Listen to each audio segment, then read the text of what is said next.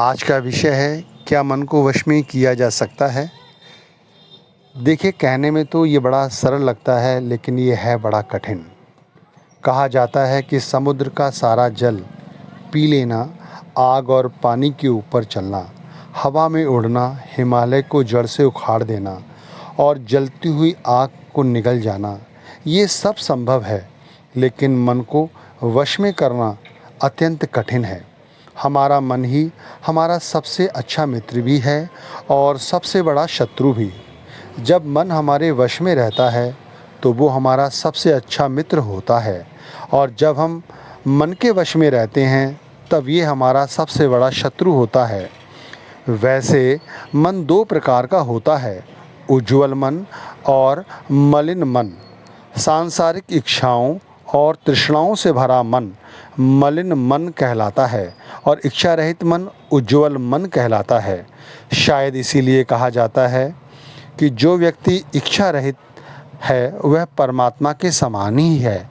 निर्मल मन के द्वारा ही हम अपनी वास्तविकता को सही ढंग से जांच सकते हैं। मलिन मन चाहे कितना ही बुद्धिमान क्यों ना हो, वो हमेशा अंत में दुख ही पाता है। वो हमेशा अपने लाभ और अपनी इंद्रियों के ज्ञान से परे कुछ नहीं जानता, और ना ही उसे समय और स्थान की मर्यादा का कोई ख्याल होता है।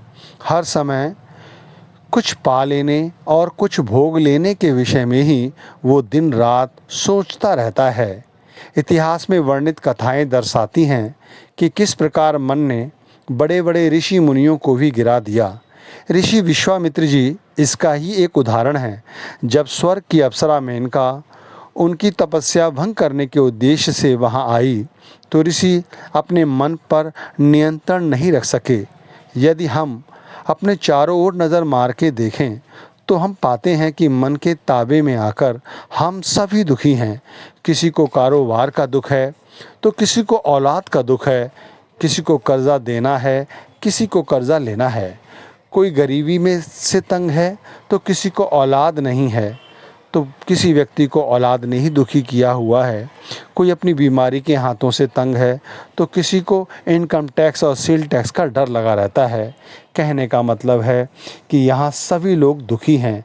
कहते हैं नानक जी ने, नानक दुखिया सब संसार। वैसे एक विचारधारा यह भी है मन को वश में करने के लिए कि हम मन की प्रत्येक इच्छा की पूर्ति करते जाएं और अंत में वो थक हार के एक तरफ हो जाएगा तो हमारा मन वश में आ जाएगा। लेकिन ये ठीक नहीं है, क्योंकि एक इच्छा थोड़े समय के लिए शांत हो जाती है तो दूसरे पल ही दूसरी इच्छा जागृत हो जाती है और हम अंत में हार ही जाते हैं।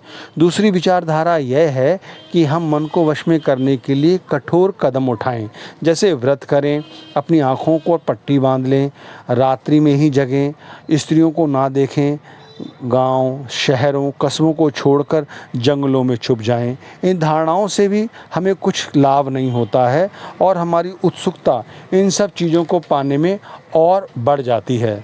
संत कहते हैं, मन जीते जग जीत। जिन्होंने मन को जीत लिया उन्होंने संसार को जीत लिया है। लोग यह भी कहते हैं, एक संत, जिन्होंने मार मंडाला उन्हीं को सूरमा कहना। जो व्यक्ति अपने मन को मार देते हैं, अपने मन की नहीं बल्कि आत्मा की सुनते हैं, वही वाकई में मन को अपने वश में कर लेते हैं। मैं एक वीणा के उदाहरण से आपको समझाने का प्रयास करता हूँ। यदि वीणा के तार को ज़्यादा कस दिया जाए तो संगीत का सुर ताल बदल जाता है। यदि उस तार को ढीला छोड़ दें तो संगीत निकलेगा ही नहीं। बीड़ा के तार ना ज़्यादा कसे होने चाहिए ना ढीले होने चाहिए। इसी तरह हमें अपने मन के तारों को भी नियंत्रित रखने की ज़रूरत है। परंतु यदि हम विवेक से काम लेते हैं, यदि हम अपने मन पर पूरा नियंत्रण रखते हैं तो हमेशा अपना मन निर्मल रखते हैं, आचरण अच्छा रखते हैं, तो हम आसानी से अपने लक्ष्य तक पहुंच जाते हैं। हमारे लिए मन को वश में करने का एक और उपाय यह भी है कि हम अपने आप को अपने विचारों से अलग रखें। हमेशा हर कार्य के साक्षी बने, जैसे पर्दे पर कोई फ़िल्म चल रही हो। देखो हमारा मन हमारे शरीर में फैले 9 द्वारों में से ही बाहर जाता है। जैसे हमारे शरीर के 9 द्वार हैं, 2 आँखों के, 2 कान के, 2 नाक के, 1 मुँह का और 2 नीचे मल मूत्र के। इन्हीं द्वारों के द्वारा हमारी सोच हमेशा बाहर संसार की ओर जाती है। हम इन द्वारों पर अपने आप को दृष्टि बनाए रखें, सोच बनाए रखें और अपने मन को जहाँ तीसरा तिल कहा जाता है, शिव नेत्र कहा जाता है, जहाँ दोनों भवों के बीच में माथे पर जहाँ बहनें बिंदी लगाती हैं, हम अपने ध्यान को वहाँ एकाग्रित करें तो हम अपने मन को धीरे धीरे वश में कर सकते हैं। हम उसे बता सकते हैं कि तू क्या तेरे लिए ठीक है और क्या तेरे लिए गलत। लेकिन इसके लिए उसे पकड़ में आना ज़रूरी है और उसे इसी स्थान पर पकड़ा जा सकता है, देखा जा सकता है। ध्यान रखिए, इस स्थान पर पहुंचने के बाद हमारा मन नीचे की ओर आता है, क्योंकि इसे सहारे की ज़रूरत होती है।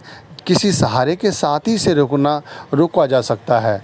तो हम अपने अंदर जाकर इसी तीसरे तिल पर ये देखने का प्रयास करें कि हमारे शरीर के अंदर इस द्वार पर एक ज्योति जल रही है, जिसके अंदर प्रकाश हो रहा है, जिसके अंदर आवाज़ है। उस आवाज़ को, उस प्रकाश को जब भी हम देखने की कोशिश करेंगे तो धीरे धीरे हमारा मन यहाँ ठहरना शुरू हो जाएगा।